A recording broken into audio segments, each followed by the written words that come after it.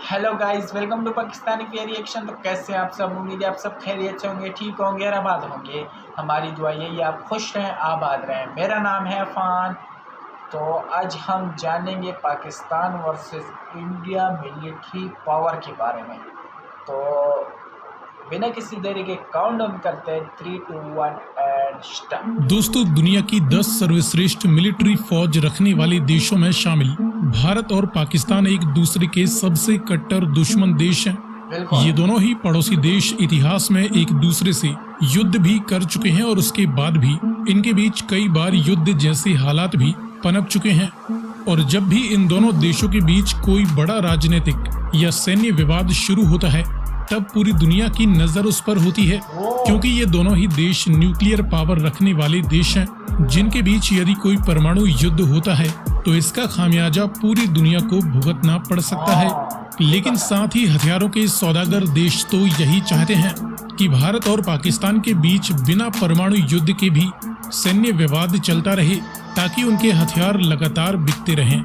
ऐसे में एक तरफ भारत जहां रशियन व फ्रेंच फाइटर जेट्स का इस्तेमाल करता है, तो वहीं पाकिस्तान अमेरिकन व चाइनीज जेट्स के सहारे है। एक तरफ जहां भारत के इजरायली ड्रोन्स हैं, तो वहीं उसके सामने पाकिस्तान की तुर्किश ड्रोन्स होंगे। बेशक इनके बीच टकराव से बेहतरीन हथियारों के बीच टक्कर होगी, और जिस देश के हथियार ज्यादा बेहतर साबित होंगे, आगे चलकर दुनिया के बाकी देश भी उन्हीं देशों से हथियार खरीदेंगे। अब भारत जहां आर्थिक और सैन्य दोनों ही मामलों में बराबर रफ्तार से आगे बढ़ रहा है, तो वहीं पाकिस्तान आर्थिक रूप से तो कमजोर है, लेकिन उसकी मिलिट्री काफी तेज रफ्तार से आगे बढ़ रही है, जो कि अपने नए नए हथियारों के साथ पुराने हथियारों को भी काफी तेजी से अपग्रेड करने में लगे हुए हैं। साथ ही इन्हें अन्य देशों से भी भारी भरकम सैन्य मदद मिलती रहती है। इसीलिए पाकिस्तान मिलिट्री साइज में छोटा होने के बावजूद भारत के सामने हमेशा ही एक बड़ा खतरा पैदा करने की क्षमता रखती है। इस वीडियो में हम जानेंगे कि वर्तमान समय में भारत की विशाल मिलिट्री के सामने पाकिस्तान की करंट फायर पावर कितनी है। लेकिन वीडियो में आगे बढ़ने से पहले आपके लिए एक सवाल। फुटबॉल के फीफा वर्ल्ड कप 2022 का आयोजन किस देश में किया गया था? कतर या अर्जेंटीना? यदि आपको इसका जवाब मालूम है तो कमेंट में लिखकर बताएं। साथ ही जानकारी पसंद आए तो वीडियो को लाइक एंड शेयर करते हुए चैनल को सब्सक्राइब करना ना भूलें। अब चलिए शुरू करते हैं। इसमें शुरुआत करते हैं पाकिस्तान और भारत के बीच कुछ बेसिक फैक्ट्स के बीच कंपैरिजन से। वर्तमान में पाकिस्तान की करंट टोटल पॉपुलेशन 24 करोड़ से ज्यादा आंकी जा रही है, तो वहीं भारत की करंट पॉपुलेशन 140 करोड़ से भी ज्यादा बताई जा रही है। इस प्रकार पॉपुलेशन रैंकिंग में पाकिस्तान दुनिया में 5वां सबसे ज्यादा जनसंख्या रखने वाला देश है, तो वहीं भारत चीन के बाद दुनिया में दूसरा सबसे ज्यादा पॉपुलेशन रखने वाला देश है। अपनी विशाल जनसंख्या के दम पर पाकिस्तान की करंट नॉमिनल जीडीपी महज $370 बिलियन से ज्यादा वैल्यू की बताई जाती है, तो वहीं वर्तमान समय में भारत की करंट नॉमिनल जीडीपी $3.5 ट्रिलियन से भी ज्यादा की बताई जाती है। हालांकि ये भी 140 करोड़ की पॉपुलेशन के दम पर काफी कम ही मानी जाएगी। इसके बाद डिफेंस बजट देखें तो पाकिस्तान अमूमन अपने डिफेंस पर 8 से 10 बिलियन डॉलर के बीच खर्चा करता है। साथ ही इन्हें अन्य देशों से भी डिफेंस मदद मिल जाती है। इस प्रकार टोटल ये 10 से 12 बिलियन अमेरिकन डॉलर वैल्यू का खर्चा अपने डिफेंस पर कर देते हैं, तो वहीं भारत अपने डिफेंस पर 70 बिलियन डॉलर वैल्यू का खर्चा सालाना कर देता है। ये आंकड़े आगे पीछे भी हो सकते हैं जब तक कि ऑफिशियल आंकड़े जारी नहीं कर दिए जाते। वर्ल्ड मिलिट्री रैंकिंग की बात करें तो पाकिस्तानी फौज दुनिया की 9वीं सबसे ताकतवर फौज है, तो वहीं इंडियन मिलिट्री दुनिया की 4थी सबसे ताकतवर मिलिट्री है। जियोग्राफिकल साइज की बात करें तो पाकिस्तान दुनिया का 33वां सबसे बड़ा देश है, तो वहीं भारत दुनिया का 7वां सबसे बड़ा देश है। अब इन बेसिक फैक्ट्स के बाद देखें air and total military power. तो पाकिस्तान मिलिट्री की तीनों ही ब्रांचों में टोटल एक्टिव ड्यूटी पर्सनल की 6,80,000 से ज्यादा यूनिट्स हैं। रिजर्व व पैरा मिलिट्री आंकड़े इससे भी ज्यादा हो सकते हैं। इसी प्रकार इंडियन मिलिट्री की तीनों ही ब्रांचों में 14.5 लाख से ज्यादा एक्टिव ड्यूटी पर्सनल मौजूद हैं। Reserve and para military forces इससे भी ज्यादा हैं। एयर पावर में पाकिस्तान मिलिट्री के पास सभी प्रकार के टोटल 1450 से ज्यादा मिलिट्री एयरक्राफ्ट्स मौजूद हैं। इंडियन मिलिट्री के पास 2350 से लेकर 2500 के बीच सभी प्रकार के टोटल मिलिट्री एयरक्राफ्ट्स बताए जाते हैं। इनमें कुछ प्रमुख एयरक्राफ्ट्स की बात करें तो फाइटर और इंटरसेप्टर्स जैसी मल्टी रोल जेट्स की 350 यूनिट्स पाकिस्तान के पास बताई जाती हैं। हालांकि इनके एयरक्राफ्ट्स काफी पुराने हो चुके हैं और इन्हें अब अपग्रेड की आवश्यकता है, इसलिए इनके काफी कुछ aircrafts ready to use condition में नहीं है।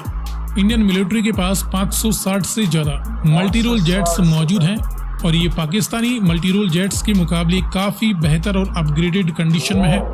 डेडिकेटेड ग्राउंड अटैक एयरक्राफ्ट्स की 90 यूनिट्स पाकिस्तान के पास बताई जाती हैं, तो वहीं इंडियन मिलिट्री के पास 120 डेडिकेटेड ग्राउंड अटैक एयरक्राफ्ट्स मौजूद हैं। कॉम्बैट हेलीकॉप्टर्स की 130 से ज्यादा यूनिट्स पाकिस्तान के पास हैं। करीबन इतनी ही यूनिट्स इंडियन मिलिट्री के पास भी कॉम्बैट हेलीकॉप्टर्स की हैं। दोनों ही देश न्यूक्लियर पावर रखते हैं। पाकिस्तान के पास 170 से ज्यादा न्यूक्लियर वारहेड्स हैं। इंडियन मिलिट्री के पास 160 से ज्यादा न्यूक्लियर वारहेड्स मौजूद हैं। दोनों ही देश चुपचाप न्यूक्लियर वारहेड्स की संख्या बढ़ाई जा रहे हैं। इसके बाद बात करें ग्राउंड फोर्स की, तो इस फील्ड में मेन बैटल टैंक्स की 3700 से ज्यादा यूनिट्स पाकिस्तान आर्मी के पास हैं। हालांकि इन्होंने अपने करीबन 900 स्टोरेज टैंक्स को भी दोबारा यूज करने के लिए अपग्रेड करना शुरू कर दिया है। तो वहीं इंडियन मिलिट्री के पास 4600 से ज्यादा मेन बैटल टैंक्स मौजूद हैं। इन्फेंट्री फाइटिंग व्हीकल्स और ट्रूप्स कैरी करने के लिए आर्मर्ड पर्सनल कैरियर्स की टोटल 10,000 से ज्यादा यूनिट्स जहां पाकिस्तान आर्मी के पास हैं, तो वहीं इंडियन आर्मी के पास 12,500 से ज्यादा टोटल आर्मर्ड व्हीकल्स मौजूद हैं।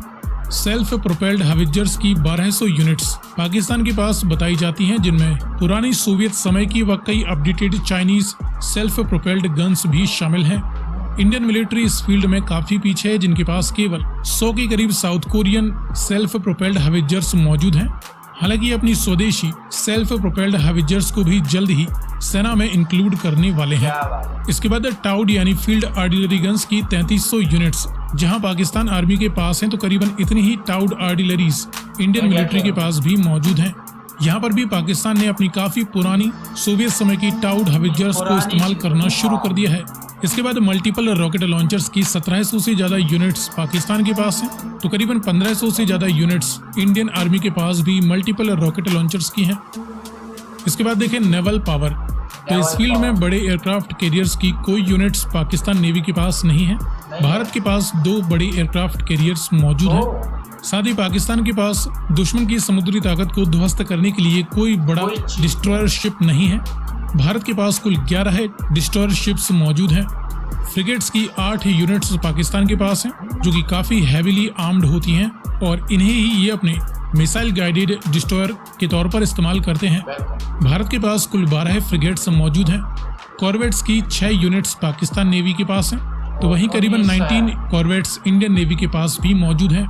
समंदर के गुप्त हथियारों में सबमरीन्स की 8 यूनिट्स पाकिस्तान के पास हैं। इंडियन नेवी के पास फिलहाल 17 एक्टिव सबमरीन्स मौजूद हैं। सो फ्रेंड्स, ये रहा इंडियन मिलिट्री और पाकिस्तान मिलिट्री। यार समुद्री पावर की आप बात करें तो समुद्री पावर को अपडेट करना चाहिए। पाकिस्तान और इंडिया का मुकाबला ही नहीं हो सकता। इसके अलावा भी कई चीज़ें हैं जो इंडिया बहुत ज़्यादा आगे है पाकिस्तान से।